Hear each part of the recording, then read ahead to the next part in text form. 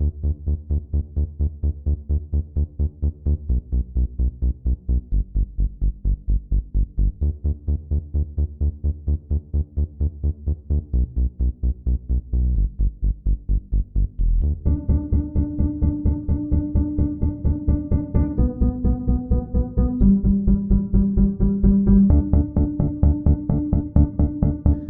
everybody, and welcome to another episode of the Paleoconnection.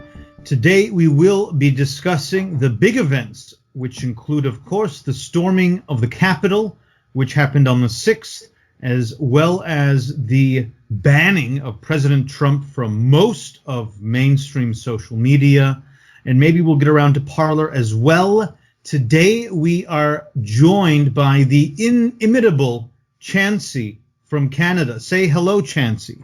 Hello, how are you? Nice to be Excellent. Here. How have you been doing in 2020? It's been at least 7 or 8 months since we've had you on. Well, everything here where I live in Taiwan is fine. We haven't had much deal with the pandemic. That's right. Excellent. So you have a kind of interesting perspective on the entire series of events because you were actually watching the storming of the Capitol as it unfolded. So how about you tell us a little bit about how that all came about? Well, I was watching it through a YouTube streaming through a website, or the user was Golden State Times. So they did Trump's rally, and then they went to the Capitol building and they were discussing the people objecting to the, election results, the Congress people. And then all of a sudden, the announcer there said that Mike Pence released a statement. And the statement, to summarize, said that in the Senate hearings, he would let the senators air their grievances, but after that, he would ultimately count and confirm the results of Biden being the president. So shortly after that, the announcer just announced, the Capitol building has been breached. The Capitol building has been breached. And then you seen the people in the Congress, they were rushed downstairs, and there were some who were up and they were hiding behind the desks and all that. And then he starts giving updates about what happened. So you can see he was finding stuff about the people coming in, how they were busting the windows. They had a big live shot, and the whole building was just surrounded, like thousands and thousands of people. And then, he was like giving like updates of things that happened. Like, there was the guy with the Viking thing. They did a thing on him. And then when Pelosi's office got infiltrated, got broken into, he was doing updates on that. And I think he was actually wearing a buffalo head type thing. You can, if you remember the Dances with Wolves film, the chief in that actually wore a similar, like, buffalo horns coming out. So it's kind of also a real American symbol in a way too. Yeah. And I remember I was chatting with my buddy at the time, and I was like, "Oh my God, they broke the building was breached," and I was like, "I hope no one gets shot and all that." And then that's when you heard about, 20 minutes later, I think that's when the girl was shot. Yes, Ashley Babbitt. Yeah. A 14-year Air Force veteran and patriot who had flown out there. Also a mother of children. And when she was shot, I believe she had been lifted up to go through one of the windows. She was not armed at all. She just had on a Trump flag. At this point, this would be after 2 p.m. at some point. Just for everybody to know, the storming of the Capitol occurs around 2 p.m. And it was at 3:13 p.m. that Donald Trump gave out a tweet asking for people to go home in peace. But anyhow, So when Ashley Babbitt was shot, what time do you think that was roughly? Do you think that was about 20, 30 minutes into the siege? I'm trying to look because I was chatting with my buddy what time was this at? Oh, it was only about 15, 20 minutes in. Because I announced to him that what was it? Senator was observed. I'm trying to look at the timeline where he said it was broken into. Okay, so where I am, it was 3:35 a.m. and it says people have entered the building, and then they announced that she was shot at. Oh, it's about an hour after she got shot. Sorry. So that would have been around 3 p.m. Yeah, a little after 3. So the interesting point about that is at this point, it could be argued that they had been, since the storming had begun, no doubt they had already begun the process of securing the congressman and everybody in the building, all the senators and everybody. Yeah. That as soon as that happened, they were putting them in the basement and they were barricading the doors and all that.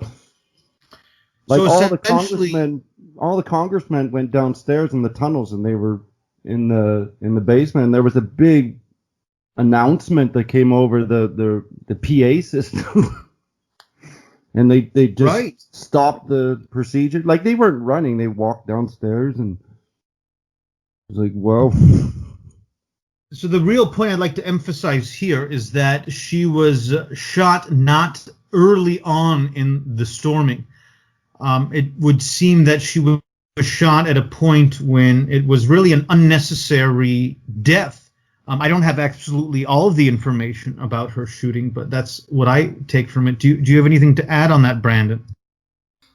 Yeah, I just kind of wanted to ask a question to Chansey because you were watching it live. Why do you think, this is related to this woman dying, why do you think there weren't more shootings? As Verve said, this happened about 30 minutes after the storming.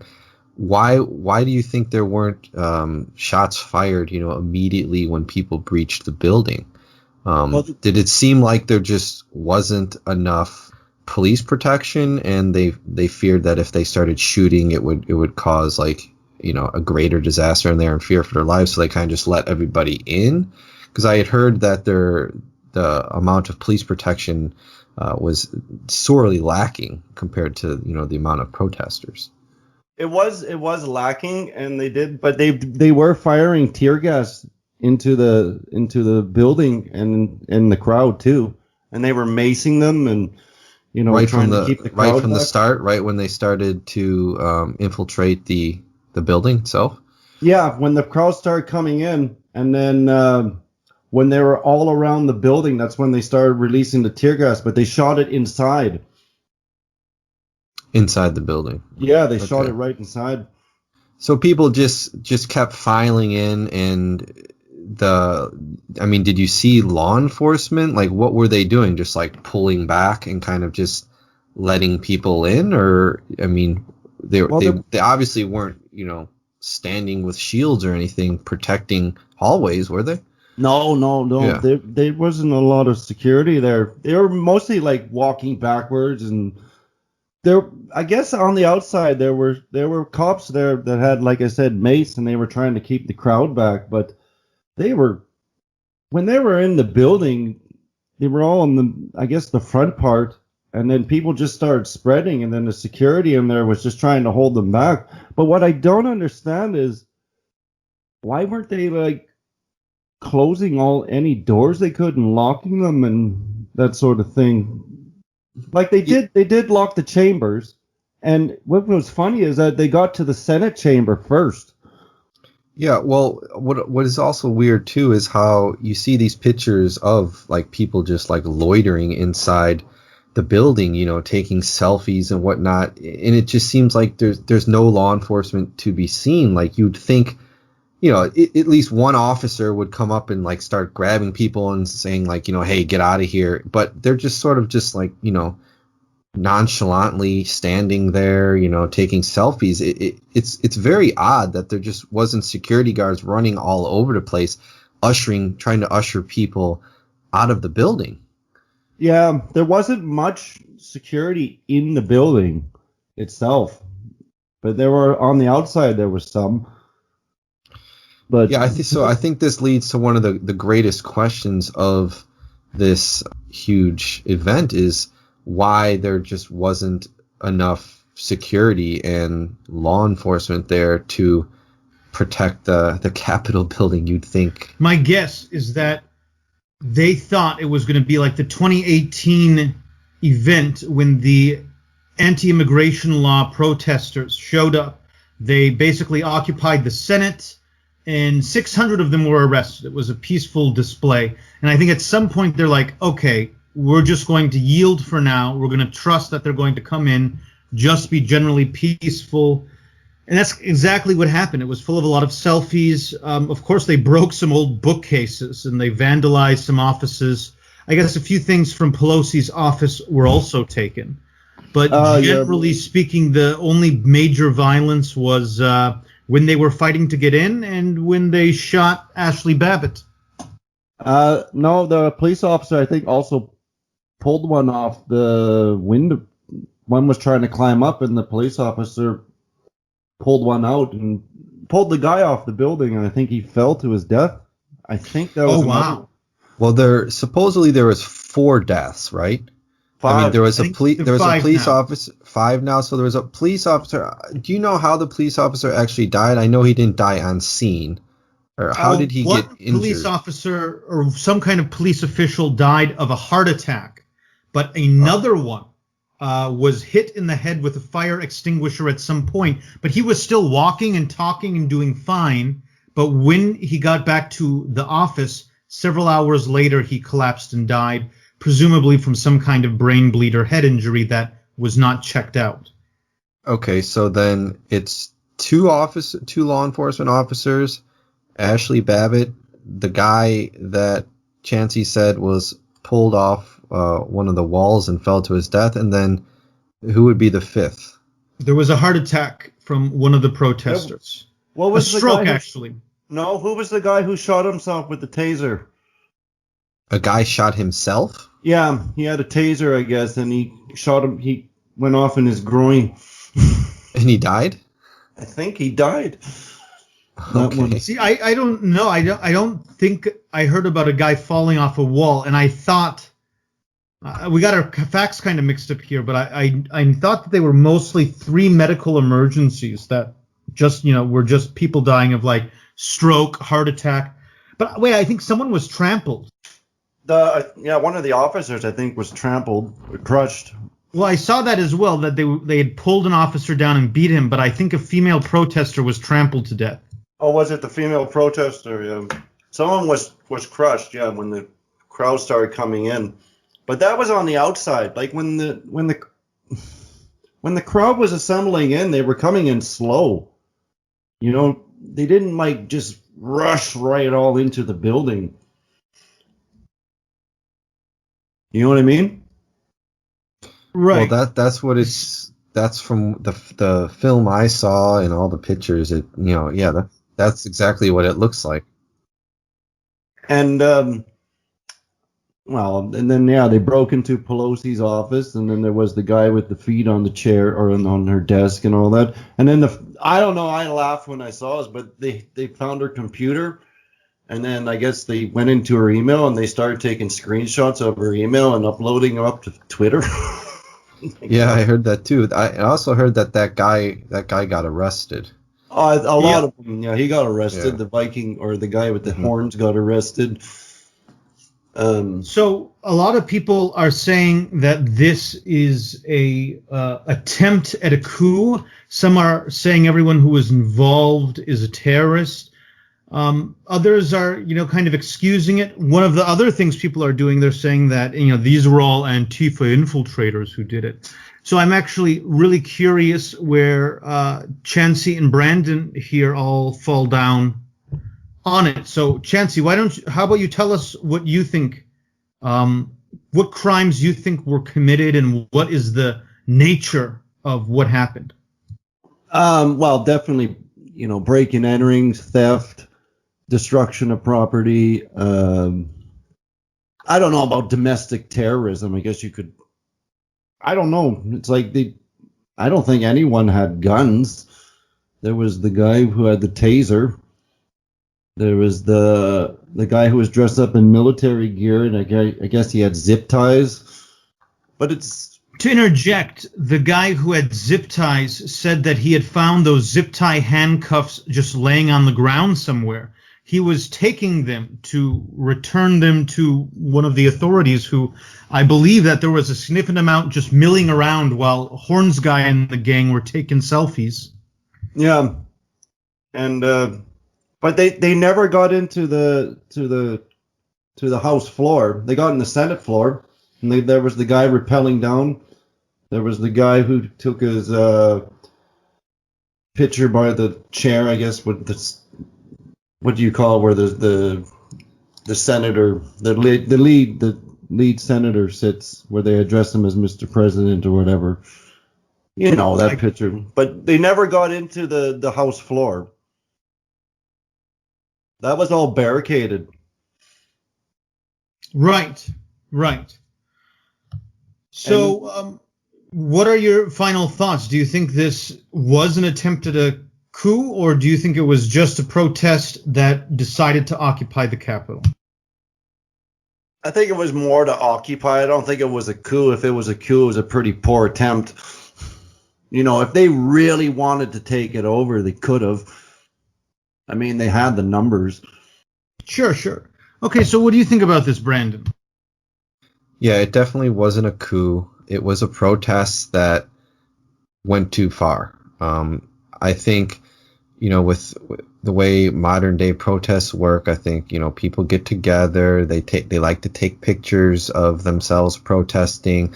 They like to, live stream it. They like to be part of, something live, something special. I think these people went there with that in mind, and then, through the madness of crowds, people sort of went further than I think they expected. I don't think anyone who went there actually expected that they were going to actually get in to the U.S. Capitol and, start walking around and going into representatives' offices and stuff. But I think it was sort of just an opportunity that arose, and people took it, and then other people saw them. So then they followed them. And once they got in there, right, we kind of saw the result. They didn't really know what to do, right? So they were just walking around, taking selfies, sitting in, representatives' desks and things like that. Oh, here's a computer. Let's take some pictures. I don't think any of this was actually planned ahead of time. I think it all was kind of spur of the moment stuff. So a coup that was planned, certainly not. Like Chancey said, if there was a coup planned, where are the guns? Now, there were reports of bombs. I heard at the Democrat and Republican National Committee offices, I believe. I'm not 100% sure if that was confirmed, but I heard that there might have been bombs. So I'd like to see a follow-up on that to see if that was actually true. But other than that, it didn't really seem like there was any weapons that were brought, which you think you would want for an actual coup if you were going to take hostages and things like that. So to me, it was sort of a protest that just exploded and went far beyond what people actually thought would happen. And then once they actually got inside, it was like, all right, now what do we do? Yeah, but there was someone reported that there was Molotov cocktails found out on the premise. I don't know. I never saw any fires, so. Yeah, well, Molotov cocktails are sort of, par for the course now, it seems like, at any modern day protest in the U.S., right? So in the past, I might say that, oh, okay, a Molotov cocktail, definitely something that would, show that maybe they were trying to do some damage and destruction. But, well, we've seen lots of violent protests where lots of Molotov cocktails were thrown in the past, and nobody would say that was domestic terrorism, right? With Antifa protests and the George Floyd protests, the protests in Portland, the storming of the federal courthouses, things like that. Lots of Molotov cocktails were thrown. Right. Yeah. And that's the big thing, is that the entire protest and everything that happened there is being pushed by prominent media as a coup or a domestic terrorist attack, or basically just the worst thing that has ever happened. But when the Minneapolis Police Department was burnt to the ground, when the Seattle Police Department was occupied for several weeks, of course, while there were people in the media who were critical of these actions, many actually, did say, oh, we totally understand why they burnt down the police department, etc. But while many were remotely critical of it, it did never seem like there was a blemish upon the George Floyd protest movement as a whole. Right now, Trump supporters all over the country are being told that they basically have to account for all these things that happen, and that the president has to be impeached because of the storming of the Capitol. But it's kind of like Antifa in the Pacific Northwest isn't even being held accountable for the fact that they occupied the Seattle police in the Central Hill area there and created a zone in which several people died, including a teenager. It's just not news, and no one's calling them terrorists. Yeah. Yeah, I think the greatest parallel is the attacking of the courthouse, because that is also a federal building. Now, obviously, the U.S. Capitol is a much higher target than a federal courthouse, but it still is a federal building, and it was under siege for weeks. I think there still is protests going on outside it, if I'm correct on that. And the media coverage of the two situations has been completely opposite, and it's obviously just a tragedy in the fact that the media is spinning this as domestic terrorism, but attacks on the federal courthouse were being seen as appropriate actions, or appropriate types of protesting. Lasers being shined in officers' eyes, definitely Molotov cocktails being thrown in the building. If you see pictures of the federal courthouse, there's graffiti all over the place. It had to be boarded up. There was people hiding inside their federal courthouse workers, fearing for their lives as well. And when there was a response, a federal law enforcement response that was pushed by Trump, right? Remember, people were saying like this is a modern day Gestapo, and they were complaining about the law enforcement response. Yeah. And they never, remember when the White House, they were going to storm it, and they had to turn off all the lights, and they had to put Trump in the safety bunker? Remember that? Yeah, and that was, I think, the same night that they also burnt down a historic church in Washington, D.C. Yeah, and they say that Trump had to put tear gas. He didn't put tear gas, but, to clear out the protesters. Barr, I guess, ordered it or something like that. Right. But I mean, those people outside the White House who did that, they were burning stuff. Like, it was a really rank crowd. The garbage cans were burning, a tree caught on fire, and they were all around. You had the SWAT team or whatever with shields. Right. It was a very wild protest indeed. And yet you didn't get any kind of coverage like this, and nobody was calling for the resignation of the various politicians and public figures that were supportive of it. In the end, the George Floyd protests ended up resulting in billions of dollars of damage, incalculable damage if you include the amount of businesses that just had to shut down long term, and just entire areas of real estate being put out of commission for months on end. There was something like at least 19 deaths. Wikipedia attributes 19 deaths to the riots, but I've heard the number 36 being thrown out before. Yet no one is clamoring to call these things terroristic or, an insurrection, as the word has been thrown around. And remember, they mocked Trump because he got escorted to the safe room. Oh, big baby, you know what I mean? Right, right. It's like really, but because Pence that one, he was escorted too to a safe room. Yeah, I think we could all agree that, violent protests are bad, right? And I think this is something that, we have been talking about for months, saying that anytime these political protests get violent, if the law enforcement does not step in and kind of nip it in the bud, this is going to be like a festering wound that's just going to expand. And I blame that on the Democrats, and I blame that on the liberals who pushed it. And like you said, Verve, there were prominent liberal politicians like AOC, Nancy Pelosi, who kind of gave tacit support to these protests. And there was obviously local mayors and governors who, let it fester a long time. So the precedent was therefore set that violent protests in some cases is acceptable. So now we have a violent protest coming from the other side.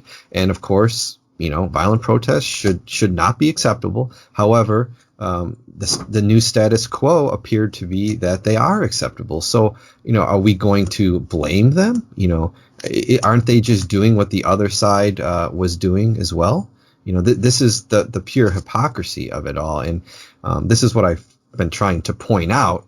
And people come back with the statement, well, I thought you were pro law enforcement and you were against riots and violent protests. Yeah, I still am. I don't support these violent protests for Trump in DC, but I don't really blame them for doing it because, like I said, this is the new status quo. You go out and protest, you can destroy things, right? Yeah, Exactly. But the damage that they made wasn't very much. And it was only No, directed at political sources. It was symbolic, right? It was more of a symbolic protest. And I've heard a lot of people say, and I think it's a good point, if you are going to do a protest like this, you think this is the place you would take it to the politicians, right? You go to Capitol Hill, and that's where you do your protest. The protest for George Floyd, where you're burning down random bars and restaurants and Targets and auto parts stores and looting TVs and things like that. That's hurting people that have absolutely nothing to do with the political process. At least it seems to me to make more sense if you are going to have a violent protest or any protest, take it to where the politicians, are. Oh, yeah. And even during the George Floyd protest, you had the politicians out there with them. Like, what are you doing? Like Ted Wheeler, what was he doing? Yeah, the mayor of Portland, he was, he let the wound fester, and he gave support to the protests. And I think it's all backfiring on him now. But, how could you blame people around the country looking at that and saying, hey, if we go out and protest, nothing's going to happen to us, just like nothing happened to them. And a lot of these people who are protesting, I wouldn't go out there and protest like this. I think it's quite idiotic. A lot of these people, skew to the younger end of the spectrum, and I think a lot of them aren't the brightest people. So they see this kind of stuff on TV, and they think it's okay now. Yeah, no problem. But what I find weird is that during the other protests or the riots, the politicians really didn't care until it came to their home. And it's, whoa, now it's a big crisis. Now we have to do something about it. You know what I mean? It was like when people's stuff were getting smashed and, burnt and, that sort of stuff. The politicians, they gave lip service to it. Sure. Even both sides they did. But as soon as it came to the Capitol building, and they're in there, whoa, no, we have to do something about it. Right. So it sends a message to the citizens. We're kind of a little bit above you. Like, my God, really? Yeah, it came a little bit too close for comfort. And you have the arguments, you got insurance. that it's just stuff. I heard quite a few arguments that destroying property, is not hurting anybody because the insurance covers it, and lives are of course more important than property, and if we destroy the property, other people will pay for it, but we'll get our point across, that sort of thing. Those were the type of arguments being made in the past. Suddenly, I've seen quite a few liberals be very concerned about monuments and the destruction of sacred relics and paintings and things like this, where in the past we had quite a few monuments destroyed during Black Lives Matter protests all around the world, in fact. Yeah, and they keep pointing to when Trump had the troops by the Lincoln Memorial. Well, remember, they were pulling down statues. Jefferson was pulled down, and I think even one of Lincoln was pulled down. Yeah, they defaced the World War II memorial. They destroyed a Gandhi statue. I'm not sure exactly where that one was. They actually did deface the Lincoln Memorial, not actually Lincoln himself, but like near the steps there was graffiti. Yeah. All right, yeah, let's shift to the other topic. So the blowback from this, of course, was the other big news, and that is that Donald Trump has been banned from, as Verve said, most social media sites. The biggest one, I think the first one might have been Twitter. As we know, Donald Trump often uses Twitter to send out messages to his followers. And this, of course, is a whole nother issue, right? This is sort of a free speech issue. This is, one of the issues that we've been dealing with for quite some time now, and how tech companies are getting too much power. One of the interesting things that I actually saw relating to this was the ACLU actually warned of unchecked power after Facebook and Twitter suspended Trump. So the ACLU, not usually a friend of conservatives, actually stepped up here and sent out a message saying that this was sort of a dangerous precedent to be set. What do you guys think about that? Yeah. But another thing about the Twitter thing, I remember during when that happened, the actual storming of the building, Biden came out first and he gave a statement, and he called on Donald Trump to give a statement. And then Donald Trump gave one, and it, what he said, I'm sure you all saw it. But when that got uploaded to Twitter, I remember, because I saw it just as it was uploaded, you couldn't like it, you couldn't comment on it, and you couldn't retweet it at all. It's interesting. So it was sort of like locked? Blocked. All the things at the bottom of a Twitter post were all locked. So you couldn't comment, you couldn't like, and you couldn't retweet it. And then Twitter took it down. When did they take it down? How long after? I went to sleep, but apparently when I woke up, it wasn't on there no more. Okay, so and then he got banned. Remember, Trump got banned for 12 hours. That was his first ban on Twitter. So it was an initial 12-hour ban and then just turned into a suspension? He got on again, and they permanently banned his account. I think, what was that, on Friday? Well, I guess he's technically not permanently banned. I think it's suspension. Indefinitely. Yeah, they do use different terms, though. I think they do have bannings as well, and then also suspensions. Oh, and Facebook was the first to do it with Trump's Facebook page. They were the first one to. Oh, they were the first, not Twitter? Facebook was the first to indefinitely suspend him. Okay. What do you think, Verve, about the suspension or banning of Trump from these social media platforms? Some people on Twitter are saying this was kind of like big tech crossing the Rubicon. We know that this would not have actually been that desirable, because ultimately they don't want to seem like people who have to ban the president of the United States. They want to seem like the sort of people who can tolerate this sort of speech and are not afraid of it. So many people find it suspicious that they took this step. I tend to agree with that because ultimately we have a guy who even just said that he would be committed to the peaceful transition of power. He's stepping down on the 20th. So banning him seems a little bit odd because we really got 2 weeks and this is all going to be over. I wonder why they felt it was so necessary to do so, because the big thing that this might result in is simply empowering Parler, Gab, and various alt tech platforms out there. So it was kind of strange to me. It seems to me that this might be occurring because they plan to more comprehensively control social media and to ban people more often in the future. And basically, think about it this way. If you are anywhere to the right of President Donald Trump, do you have a future on Twitter or Facebook? Not really, I think. Right.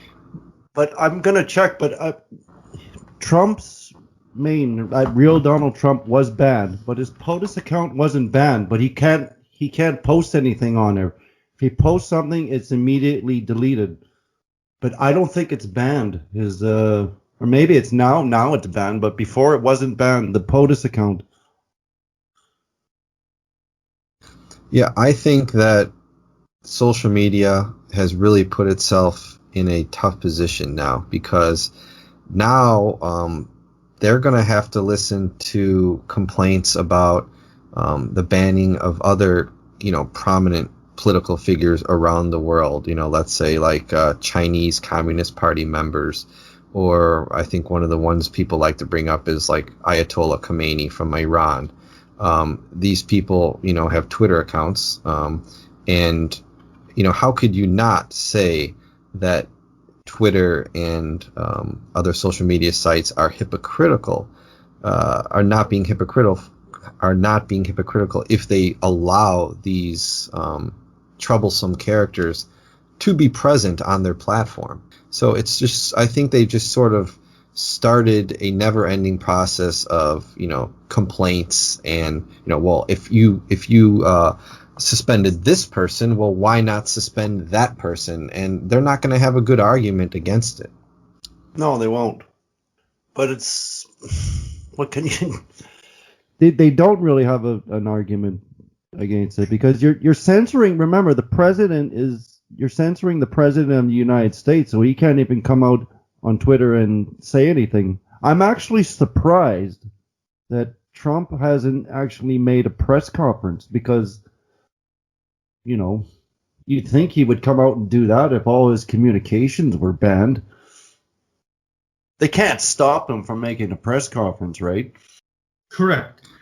I think what this has also shown us is that the people in social media who call these shots aren't really that intelligent and circumspect about what they are doing, because they don't really calculate ahead about what this really means in terms of a precedent, or it shows that they really live in some kind of bubble where they just don't hear dissenting opinions very often, and they think that basically the consensus of the civilized world is that Trump needs to be banned. And of course, the third option is that they really are consciously doing this going forward, because they feel like if they don't, they ultimately will not be able to retain the stranglehold on media content and political commentary in the public sphere.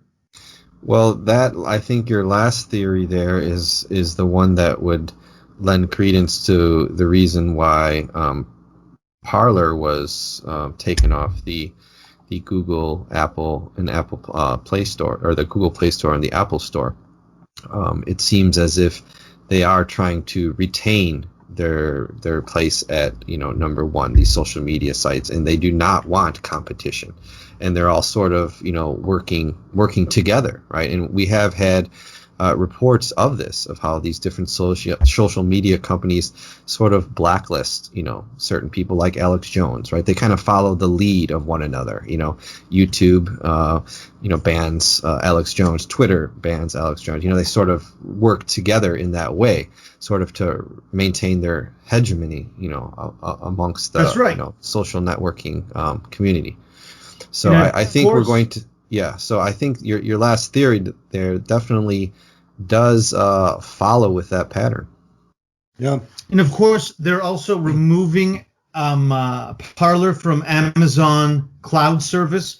And it's also noteworthy to think about Gab here for a minute. Andrew Torba, the founder of Gab, of course, Gab's been taken off of Google Play and the Apple Store, and they had to build their own servers and infrastructure. And they are waging financial warfare on Andrew Torba and his family. They are not allowed to process credit cards through Gab. And I believe it is that Andrew Torba isn't even allowed a credit card himself, and it has affected his wife. They basically are, respectable Americans who just want to run a social media platform that follows the First Amendment and allows any speech that is legal in the United States. And as a result of just trying to do this, you've got powerful financial institutions denying them the power to process payments. So they rely on cryptocurrency and money orders. Yeah, I find it interesting when you do search news about the removal of Parler off of the Google Play Store and Apple Store. They always refer to Parler as like a right-wing version of Twitter or something, but like the reality is, it's just like you said, like Gab and Parler, they're just committed to the First Amendment in sort of a extreme way, right? And that has attracted more people from the right wing because they've been kicked off of places like Twitter, and that's sort of like the only place they can go. But these places aren't, they're not. There's nothing about them that makes them, inherently right wing, right? It's just that they allow, an extreme version of freedom of speech, and they're just, mischaracterizing these companies in the media and sort of trying to get people to think that they're far right. They're far right-wing sites that were right-wing, Nazis and white supremacists are meeting to give orders to, lead coups against the government and whatnot. And that's totally not true. Yeah, that's not true. They're not trying to lead coups against the government. It's a pretty poor coup, Well, I think that was one of the reasons why they took Parler off. I think that's actually the reason why they took Parler off the Google Play Store and Apple stores, because they said that people that were involved in the DC protests were using their platform, and they think that by using their platform to launch potential coups and whatnot, that breaks their terms of service, the terms of service of the Play stores. The story I heard, their excuse was that the Parler wasn't monitoring their content, and deleting, posts that would be extreme. I don't know if that's true, because Lynn Woods got his. Yeah, well, why would they remove them at this time then? Like, it seems very suspicious that they removed them a few days after storming of the Capitol event. Oh, yeah, and right after Trump was kicked off. Like, he's got, 89 million subscribers, followers on Twitter. Of course they're going to follow him if he goes to Parler. That would be the next one, right? Yeah, I heard Gab's membership went up, from what I read, 750% too within the last few days. Yeah, but it's like, I don't know if Trump made a Parler account or not, or a Gab account. He has not. But if he went on there, then it would just be flooded. Yeah, as it stands, both of those services are getting a lot more people registering, and I fully expect that they could really be proper alt-tech platforms.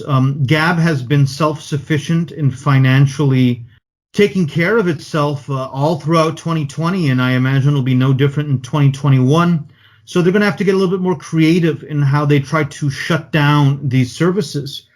Yeah, I'd but also point that's- out that the cryptocurrency shooting up recently could partly be because of all of the people going to these alternative platforms and having to pay for what they want in cryptocurrency.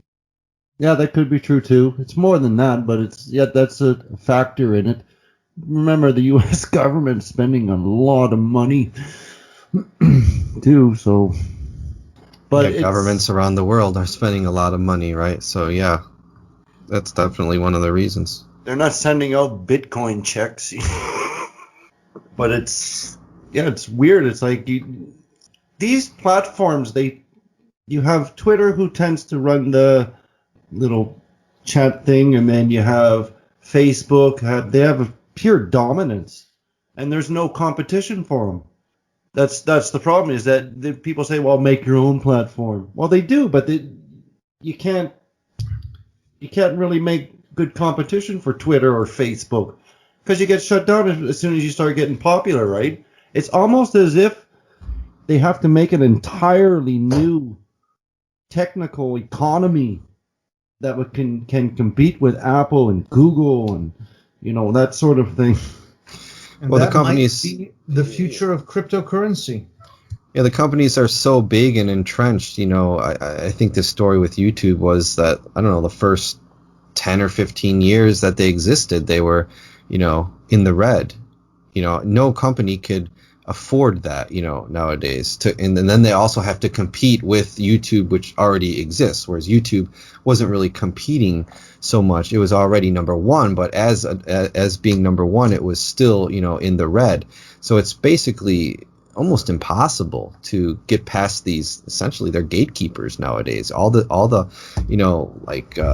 social media sites like Facebook and Twitter, and then the tech companies like Apple and Google, they do have this hegemony, and they're sort of trying to preserve it. And I think it is a real problem.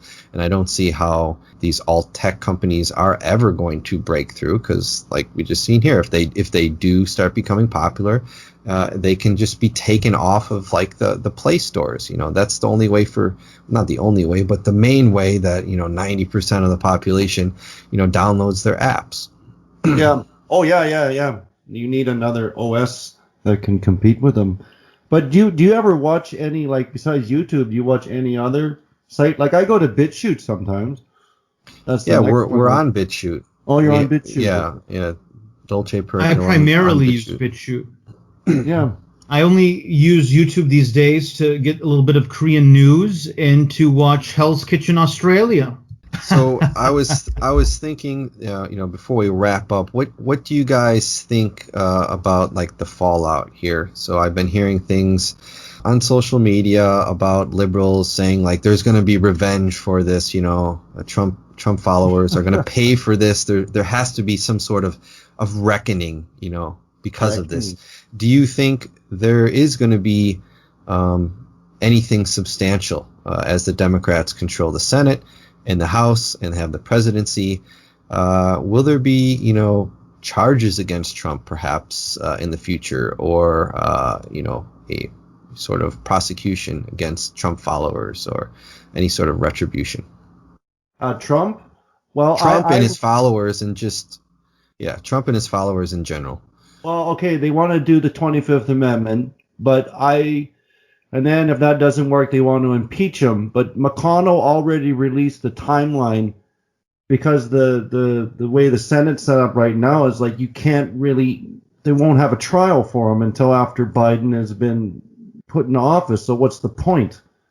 Because apparently they're in recess or whatever they call it, and they need a unanimous vote to have the impeachment trial. You know what I mean?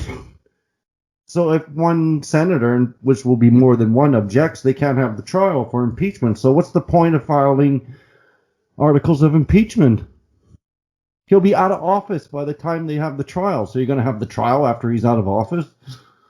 I think it's all just a political grandstanding. The only goal is to make it look like he has been impeached twice. He's so controversial. He's so ridiculous. And if they can get that to look like they nearly impeached him again because of this, it will actually look like he is responsible for the storming of the Capitol in spite of the fact that 20 minutes after a bunch of the stuff started happening, he was tweeting about how we have to support the local police and go home in peace.